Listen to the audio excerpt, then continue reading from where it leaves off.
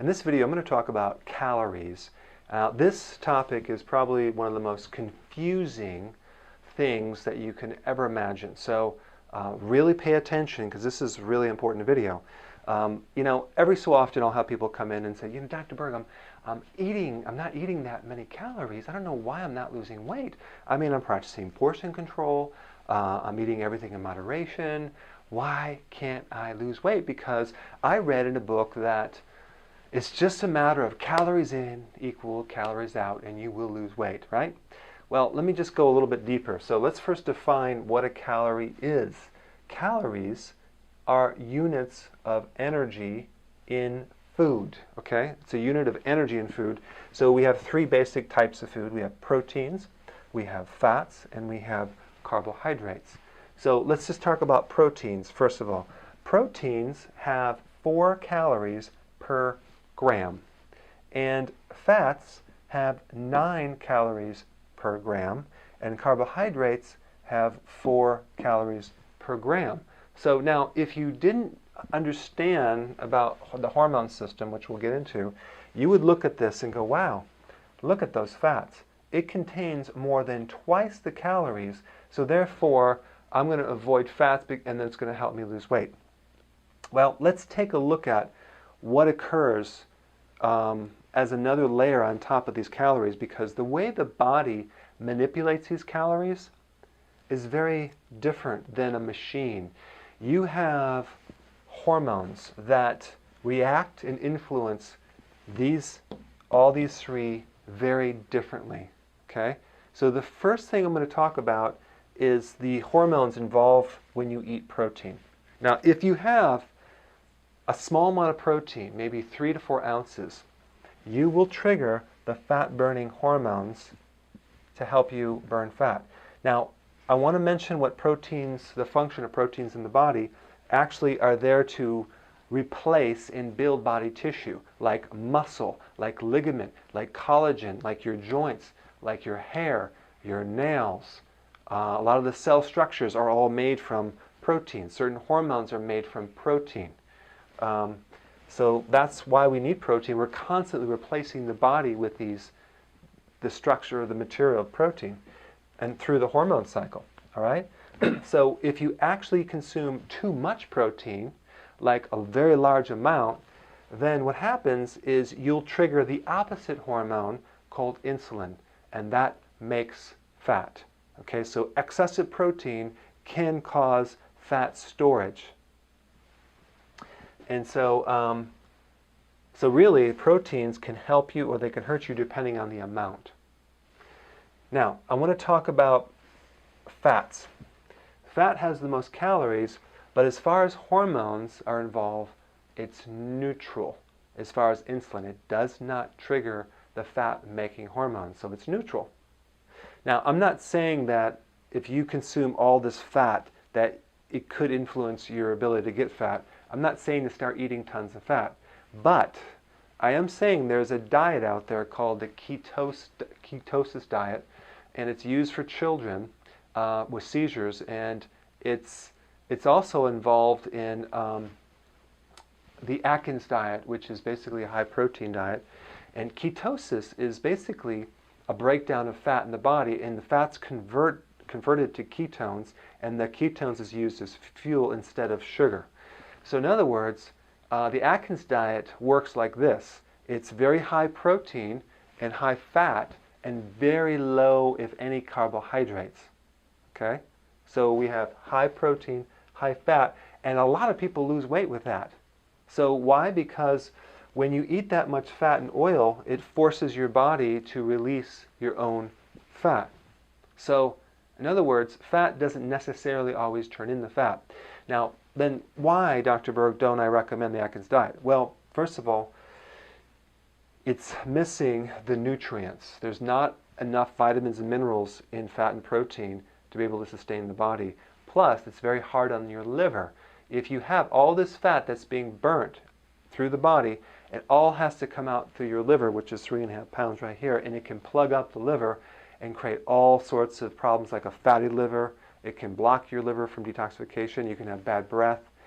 It creates a lot of side effects. It's not the healthiest way to lose weight. Yet a lot of people will do it and they will lose weight, but it's not a long-term thing.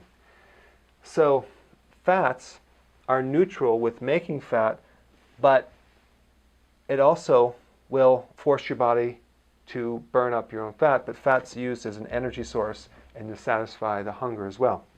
There is some nutrients in fats, but not a lot. Now we have carbohydrates. Now the carbohydrates, depending on what kind of carbohydrate, will either cause you to make fat or burn fat. So the carbohydrates consisted of sugars, okay, and that would be refined grains like breads, pasta, cereal, crackers, biscuits, waffles, pancakes, muffins, sodas, things like that, juice, hidden sugars and yogurt, alcohol, all that will trigger, even though it's a smaller amount of calories, will trigger insulin, which will make fat. So carbohydrates are converted into fat if they break down the sugar really fast. Okay, so that's one thing. Number two, the vegetables that we're talking about, vegetables are carbohydrates. The non-sweet vegetables, the non-starchy vegetables have a lot of nutrition and a lot of fiber and low sugar. So those things do not convert to fat at all, and that's why we recommend them, because it's a very good sustaining thing that you can do for the liver, because it enhances the nutrition into the body. It gives you all the vitamins and minerals that we need to convert the proteins and fats to body tissues. Okay? So that's why we do recommend the non-sweet carbohydrates. Now, of course, potatoes and rice and the starchy ones also are sugary and they convert into fat as well, but the vegetable family does not. So what I wanted just to make you aware of is the calories of these really react differently to hormones, and it's not as simple as calories in equals calories out. It really depends on what type of carbohydrates. One purpose of fat, one of the purposes of fat would be to build the body tissue as well. Every single cell in your body, the outer part of the cell wall, is made from fat. Your brain is made from fat. Your hormones are made from fat. All the nervous system, the covering around the nerves, are made from fat. All your skin is made from fat. So you need certain fat to replace that. You need fat and protein to build the body, but you need the vitamins and minerals from the carbohydrates, vegetable carbohydrates, to provide the nutrition to allow these to work. And that is the purpose of nutrition, is to allow the raw material to be converted into body tissue. To allow that egg that you eat to be turned into your hair, you need vitamins and minerals at the DNA level, and that's why we have these nutrients, to help repair and build body tissue. Okay? So I hope that's a good summary of what a calorie is. I'm expanding your definition. Now, what goes wrong is when you age, the hormones change. Your metabolism changes.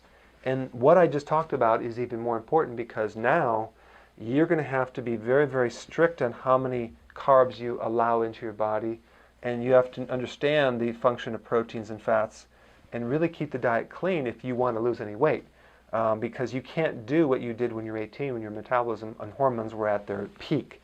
So the more the hormones decrease towards 50, this becomes more and more important. But when you're 18, you probably could lower your calories and lose weight just like that. Now you can't. Now we also have, if you've ruined your metabolism and you have a slow metabolism, this becomes even more important as well. So sometimes I'll have people say, Dr. Berg, am I ever going to go back to being able to eat Twinkies again? I'll say, well, you don't have the luxury right now. Let's build back up your metabolism, so then this becomes less of a problem and you can eat more Twinkies if you want to eat one once in a blue moon. Also, so hormones are affected by food, and they're influenced by aging, and they're influenced by metabolism. So I hope that expanded your idea on what a calorie is.